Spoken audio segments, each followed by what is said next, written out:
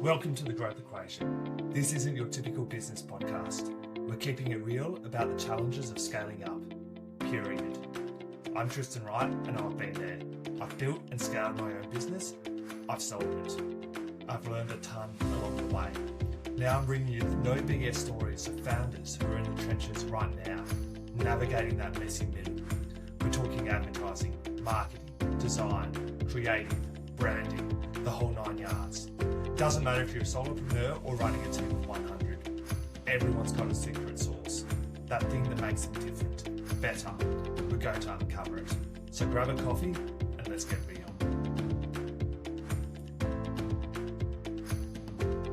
Today we're talking with Jeremy from Digital Goliath Marketing. Jeremy, welcome, mate. Mate, great to be here. Thanks for having me. My pleasure. I've been looking forward to this chat. We caught up last week and had a good conversation, and Yep. I think we've got a bit to talk about today. Yeah, definitely, man. Definitely. Thanks for reaching out as well. First, tell me a bit about your business, mate, and your journey. Oh, yeah, we started about 7 years ago, and I was telling you on a pre-call. Before that, I was a tradie. I was a high school dropout, and back in high school dropout was like a badge of honor. It's stupid you think about it now, but back then it was pretty cool. Came out to be a tradie. I was eventually I ended up buying a Jim's Antennas franchise. So I had that for 13 years. So it was the longest running franchise in Australia. Did very well out of there. Had all the stratas and all that. So and in my early 30s, I switched up. I always thought maybe there's a cap to this Jim's Antenna stuff. Went back to uni, did a business degree. Marketing was the one that I really stood out on. Everything. Worked really hard for a degree. Came out. Couldn't really get a job for surprisingly, coming from like having a 4.0 GPA because I worked my ass off for it. And it came out. And at the start, it was looking really promising. The uni it was Macquarie Uni. It was a legit uni. Yep. Yeah, so at the start, it was looking promising. I was being marched around Telstra, Macquarie Bank and all that for marketing department. But I didn't fit the mold. I was the only mature age student, 33, and everyone was like fresh out.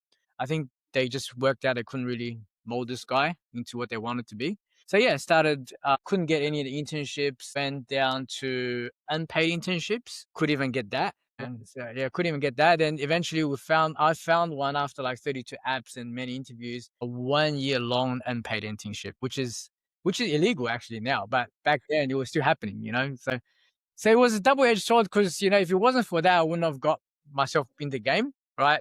But now imagine how the kid's going to get into the game now, right? Because that's not allowed anymore. I can't believe. So you worked an unpaid internship for 12 months because you couldn't find a role as a mature age student out of uni. Couldn't find a marketing role. Yeah, couldn't find a marketing role at all. Like I was like, went from, I didn't even think I was going to be I thought I was just going to be hired. But then internship apparently is the way to go, very minimal wage. But it's all right, it's okay. But then 6 months free, it was pretty embarrassing to think about it. And that we couldn't even get any of that. And there's only one, and it was crazy because I had to pay my own public liability workers' comp or something to get in. Yeah, so I had to pay like $270 to this workers' comp to insure myself on this job site or whatever. So it was like almost like a scam. Like it was like I'm paying to work there and drove from Hurstville to Blacktown, so it was an hour drive every day, 5 days a week, and to play around with WordPress websites. But you had to do what you had to do, man. Like at 33, going from 150K a year, which is a lot of money 13 years ago or 10 years ago, whatever it was. Yep. To zero. That's go to that's grind. full on. That's full on. crazy. Yeah. We're going to dig into that in a minute, but I want to go back to Jim's Antennas. Yes. Yes. What did you think about being in a franchise? I think it gives you structure. But I think that like looking at hindsight now, because I started in my early 20s, right? It gave you structure, gave you like a system. I think something as simple as TV antenna installation was, I think it was a waste of time being a franchise. But I think it's like something like a McDonald's or something like heavy, systematic, big dollars, I think is worthwhile. That's why like you couldn't understand. Like a lot of franchises used to buy and used to leave straight away. They'd be like, they figured it out straight away. They say, I'm not staying this crap here. Yeah. I'm not paying no fees. Yeah. I can imagine. Yeah. It's good for people that need the structure and that just want to do the job. But they've never been done it before. They've never done business before something. I think it was Yeah, alright for them. Yeah. it's a glorified job. Yeah, yeah, definitely, yeah. And at the end, like, you couldn't really market it the way you wanna market it. When the new ownership took over from the head franchise, like, we just worked out like, "Oh, it's very restrictive." Yeah. Yeah. So 13, did you end up selling your franchise? It was sort of Yep. back to the thing, but it wasn't like we can but at the same time, like, you can also blame yourself for not keeping good records, not Mm. building a good, strata database or whatever. Like, you just do what you did, right? Like, you woke up and you went about it. And you could blame yourself for not, like, setting up a number 2 in the franchise, not having a real go at it. But, like, you learn, you go back to it, you go, "Oh, I could have done something different." Yeah, totally. At the end of the day, it's your first business and you make like, but you need to learn from them.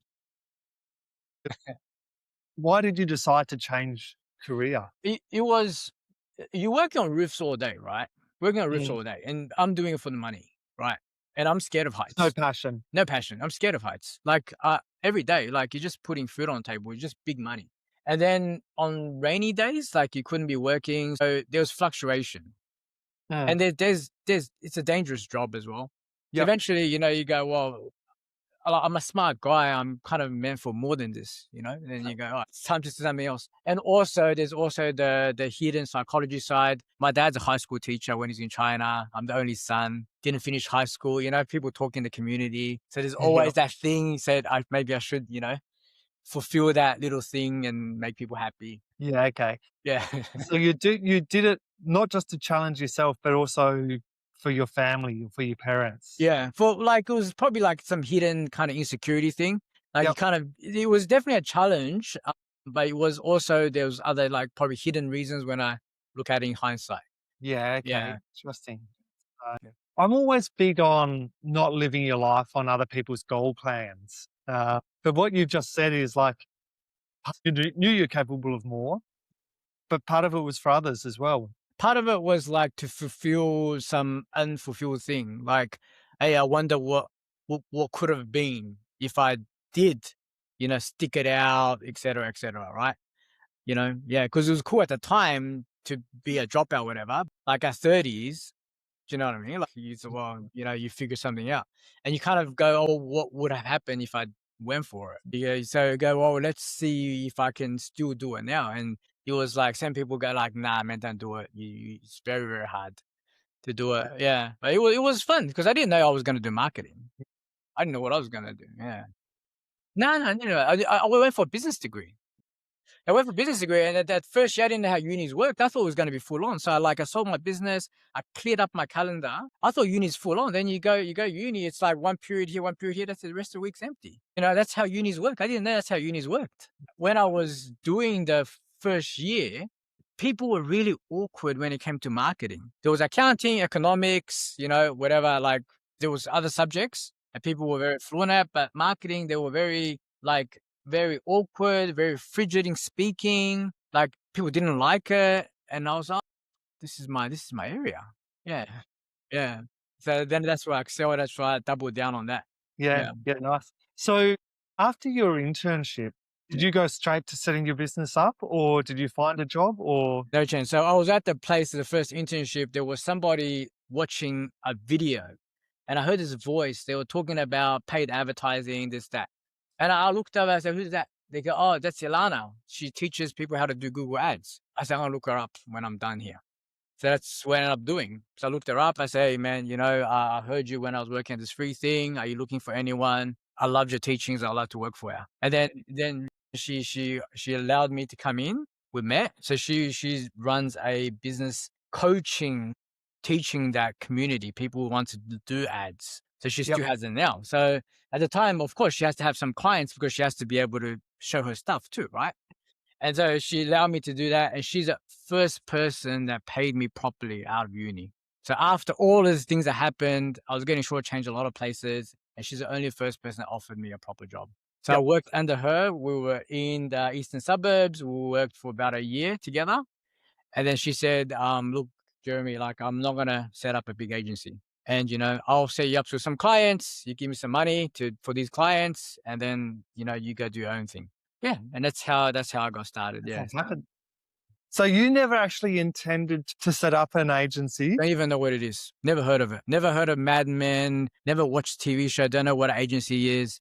Wow. Saw Sabri and King Kong's ads and stuff. Didn't know what that is. Just saw because agencies. Never heard of it. So I didn't even know what a media buyer was. Nothing. Yeah, wow. So, Yeah. so you literally fell into it. Fell into it. I thought I was going to work for Ilana forever. And she turned around one day. She said, look, I'm not going to build a big agency, right? And you're probably more suited for that game than me to go around building stuff, right?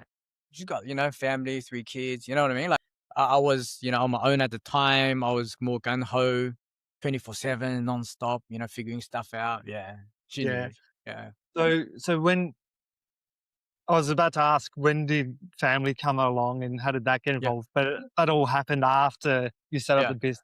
Set up business around the same time. So at the time when I was quite embarrassing because, I'm online dating and I couldn't tell people what I did because I was unpaid intern. I had to do, write things in a different way kind of thing. Yeah, was lucky enough that, found my wife. At the time it was so about the same time we got married when we opened up Digital Goliath. Yeah, so about 2019. So about a year, probably a year before COVID or 9 months before COVID. Yeah.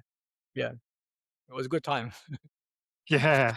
Yeah. So growing business, growing family, all at the same time. All at the same time. It's crazy. Yeah. Where is the business today? Like, what does it look like? Yeah. So business today. So from then it was had my first local hire, really good kid coming out of uni. So I didn't want what happened to me to happen to him. So I paid him straight away, like a proper rate, like smart kid, 4 year in math. So I still talk to him now. He's actually the head of marketing in Philips Electronics. So I hired him, had him for 2 years. And I think that because of my family and all that, I didn't take many risks in growing the business, right? And from my years earlier, I always knew to hire from the Philippines, that kind of thing. So I went down that road. So with a hybrid system. And then when the kid from Australia, when he moved on, I just continued hiring from the Philippines and building my team in the Philippines. So to me, the model, because I came from small business and you are a coach and, I love to hear your perspective on this, is to me, in the paid ads game, especially when you're working for small and medium-sized businesses, there's got to be value in terms of how much it costs them to do the stuff, right? So cost pressures. So for me, being at the helm, being in the driver's seat and having a lower cost base, right, is important because I can keep the costs down and it makes more sense to businesses to stay and, churns less. Everyone's happy. Everyone's making money, that kind of thing. I think when the monthly retainer is a bit too high, it's 1.2 or something, and they're only spending $2,000. The math doesn't math, bro. Yeah. That's what I think. But the different people have different perspectives. I'd love to hear your take, coaching so many businesses and agency game. What's your take on that? For me, it's a global economy and different people have got different skill sets. It doesn't matter where you are as long as you can deliver the outcome. So, Good. It's about what's in our brain and what our value is, what's our perceived value. So people that say the Philippines or India or Vietnam don't work, I see that as a bit closed-minded because they can work. You've just got to set it up correctly. Obviously, some roles are better in person and you're not going to get it. And some people work better in person. You can't get away from that.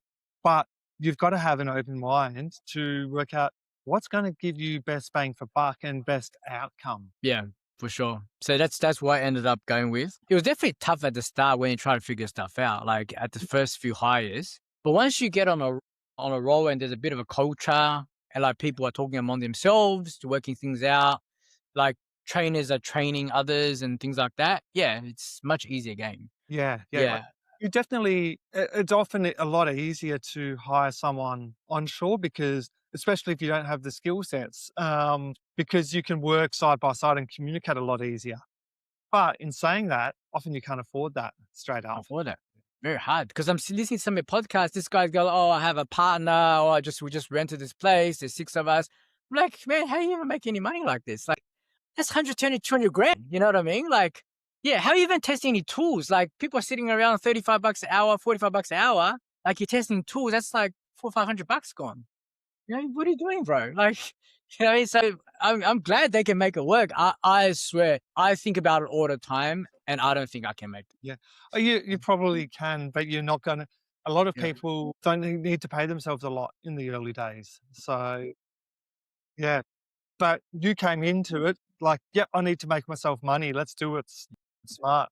It's a big thing. Like business owners, just because you're good at doing the thing doesn't mean you're good at managing your money. So a lot of people, a lot of business owners will be successful, but they won't be able to put money in their back pocket. Yeah, fair enough. Yeah. So yeah, for me, I was already, mid 30ish. Like you had to, take some profit in. Yeah. Yeah. So that's how I started. And that's actually how the models remained, which is good. So for me, I'm not really confident in like, hiring like my gaps or outside of what I know how to do, because I can't work out if they know what they're doing or not. So at the start, the first like 7 members was all just ads managers because Yep. I know exactly what's going on there.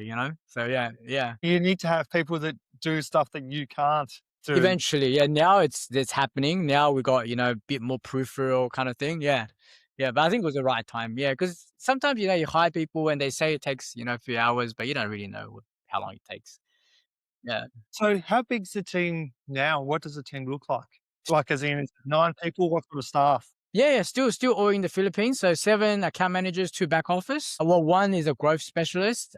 So she helps us with the podcast, with producing, with outreach, things like that. Another just pure back office, HR, and 7 account managers, essentially. Yeah. 7 account managers, yeah. Because we kind of over-service a little bit in my eyes. I think we over-service a little bit. Really, really on top of the comms and all that. So yeah, I don't like to drop the ball or anything. Yeah. AI. How much are you using AI? AI good. So I'm not sure, and I don't want to say in a bad way. Have you heard of a guy named Mike Rhodes? So he's a pretty big name in the PPC community. He's probably the godfather of the AI scripts, like the automation, Google Ads stuff. There's a lot of that. So he's got a huge program. Like you got to sign up to for a year or whatever. So he's invented this stuff that implements AI into Google Ads and Meta Ads. So that's very new, and we're just starting to test that. We're just starting to test a lot of that. Prior to that, every time we've tried AI, try to touch account, it's always been disappointing.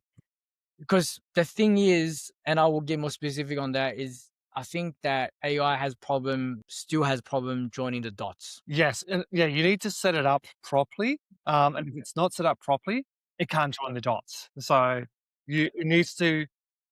It's got the ability to, but it needs to have a framework and a conversation, and it needs to be told how to join the dots, basically. But what's your view on like if somebody joins the dots, right, and he's still gotta be able to like just work out the problem, turn the solution, right? Well, work out what the best solution is to go fix it. Do you know what I mean? Like somebody comes in who just looks at the report and all that, they still can't implement the changes. So it's too hard at the moment in my eyes to have it like replace a lot of processes. Yeah.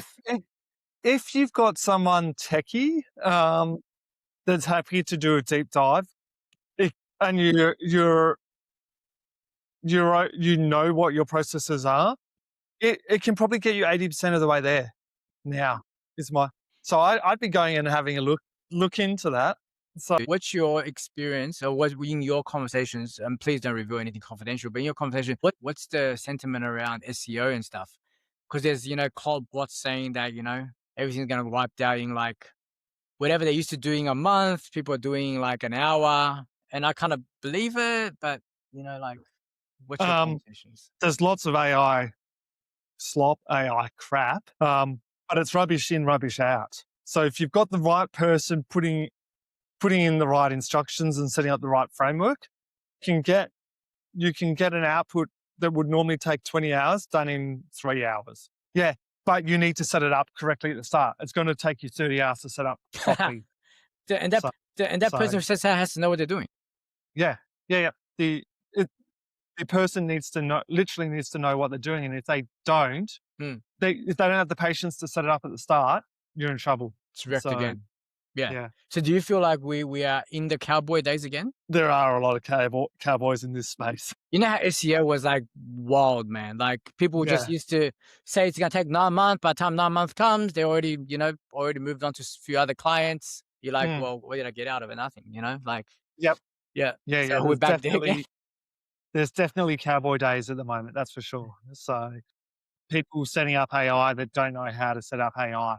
Yeah. But you just gotta be able to you've got to distinguish between people that know what they're talking about and don't know what they're talking about. Yeah. So Do you see a convergence in terms of tools? You know Mm. how like SCM Rush, Ahrefs and all that?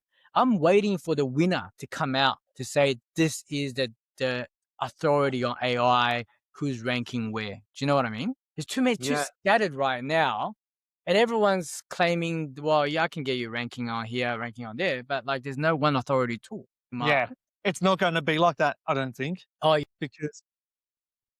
Because there's because AI allows you to spin up a new tool in a week or two rather than 12 months, 2 years, there's just gonna be so many different offerings. Right. Do you think it'll converge? Because I feel like as a marketing department or as a like external department, somebody has to go back to, report it to the brand and the marketing, manager there or whatever. And they have to have a authority tool or number. And my view is like it's too scattered right now. Like everyone's making up their own numbers on how much growth they're having or predicting. I don't know, like, it's just so fast moving. Yeah, it'd be very interesting to observe it. Yeah. In terms of AI and creatives too. That I was talking about this morning with someone. What used to be UGC that took briefs and, months to create, sending out the content, sending out the bottle of drink or whatever to the guy or the girl to shoot it and send it back. It's 30 minutes now, right? Because you just some prompting, some, thing and you're done. So that to me doesn't benefit the small business. They just kill the whole category of UGC as a creative because it's going to be flooded like spam, right? So it kind of evolves, but doesn't add any value in that sense. Yeah, yeah, yeah. So Yeah. it's like everyone's moving back to UGC, but how do we make it real? And I imagine with you're in the paid media space, Big and like time.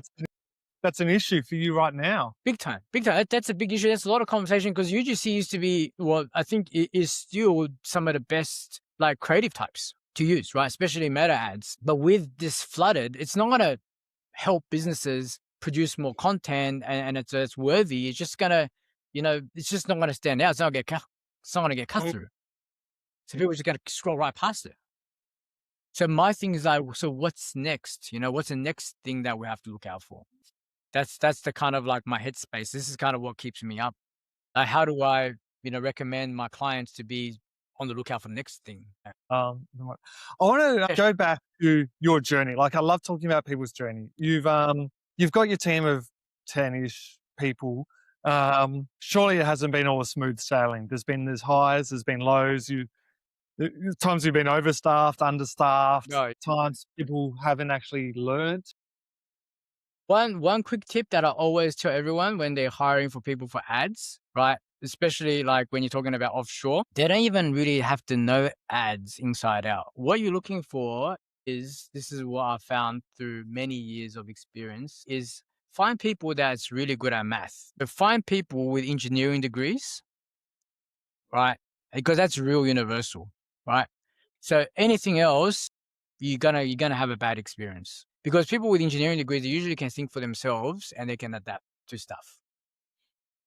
Yeah, even like they know how the system works, they know how experimenting works, they know how to self-learn. So I got lucky. I had a few engineers who was, referred to us, and we had a math masters and all of that, PhD stuff, and it was lucky.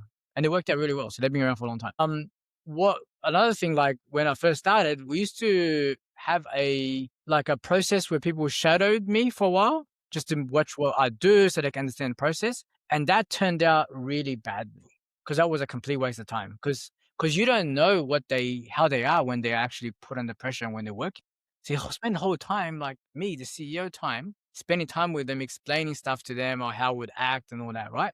Because that's probably what you do in Australia, because, you're used to the culture, the work culture, you figure stuff out. When you're hiring overseas, they're very different, man. Very different. There's low friction for people to leave. That when the stove gets hot, people was like, oh, it's not really for me. I say, yeah, but I just wasted, 8 weeks with you, teaching you the systems and how all this stuff works. So nowadays, I'm straight in the deep end. Yeah, okay. So Yeah. you're sort of testing them to see their work ethic straight up. Straight up, and I think work the way they will normally work. So if it's messages, how you normally work, then work with messages. If it's emails, then have a look to make sure their email adequacies and all of that. If it's client facing, then, judge them on that straight away. And then once they pass that, and then you can peel it back a bit and say, all right, come with me. I'll show you what we do here. Yeah. That's being, yeah. And I heard in one of your episodes, like you were talking to someone about like the death chasm, like 15 to 20. Yeah. That shit's crazy. Yeah. I don't have that. I think the most I've got was about 12. And I can already feel it. Like things are, getting out of hand. Like people are working on things that I didn't ask them to work on, or, they're not rowing the same way. Yeah. Do you have anything to share about like that death chasm? You've probably seen it a few times. Yeah. Yeah. Like it's literally the size of the business where you can't have an oversight over everything. But you're not making enough profit to be able to have someone that is not revenue generating, so overseeing it. So yeah, so and sometimes it happens a tiny bit earlier, sometimes it happens a bit later, depending on the business. But yeah, if you need to have someone supporting you to oversee everything, but if you're not making enough money to cover it, you're going to be going backwards. My fear is, like the typical pod model where, you have your local as a manager, right? The guy that cracks the whip, right?